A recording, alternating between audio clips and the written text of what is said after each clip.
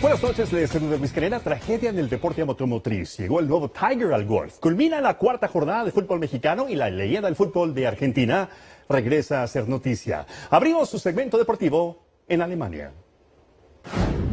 El sueño de ganar la Copa Mundial fue un sueño de la infancia, hecho realidad para el delantero alemán Miroslav Klose. Hoy dijo que llegó al momento adecuado para dejar a la selección después de 13 años. Este verano en Brasil se convirtió en el máximo anotador de todos los tiempos de las Copas del Mundo. Miroslav Klose cuelga sus tacos de la competencia internacional, pero jugará con los grupos. Una sorpresa después de la polémica el mes pasado cuando dijo unas palabras racistas. Hoy Carlo Travecchio fue elegido presidente de la Federación Italiana de Fútbol en reemplazo de Giancarlo Abete. El exastro de fútbol de Argentina, Diego Armando Maradona, regresa a hacer noticia. Le dio una cachetada a este periodista al salir de una obra de teatro infantil a las que asistió con su hijo. Aparentemente perdió el control cuando el periodista le tocó el rostro a su ex esposa, que también lo acompañó al evento. El mexicano Javier El Vasco Aguirre fue presentado oficialmente como el nuevo director técnico de la selección de Japón. La Federación Japonesa dio a conocer la noticia hace más de un mes y que el contrato es por 4 años. Aguirre toma las riendas después de que el seleccionado fue eliminado de la Copa en Brasil en la fase de grupos. A México. Atlas se reafirmó en el segundo puesto del torneo Apertura de México, venciendo a los Pumas por la mínima diferencia. Los zorros contaron con la anotación de Alfonso González para que los felinos sufrieran su tercera derrota consecutiva.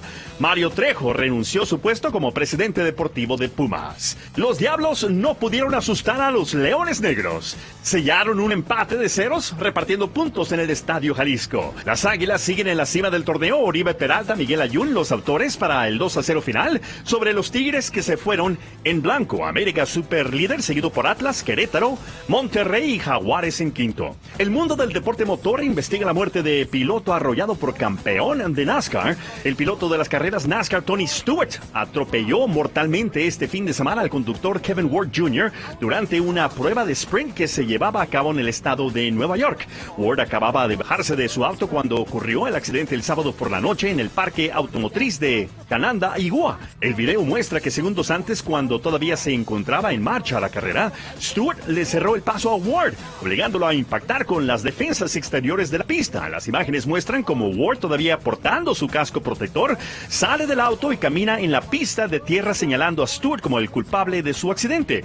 El auto logra esquivarlo, pero segundos después aparece el vehículo de Stewart, que lo atropella y lo lanza por el aire unos 15 metros. Las autoridades han cuestionado a Stewart en 2 ocasiones, aseguran que está cooperando completamente con la investigación que sigue en curso. Y en golf llegó el nuevo Tiger. Rory McIlroy superó una batalla entre 4 competidores para levantar la copa de la PGA. Así se convirtió en el 4º jugador en los últimos 100 años en ganar 4 majors con 25 años o menos. Y mire la reacción cuando iban a presentarle la copa.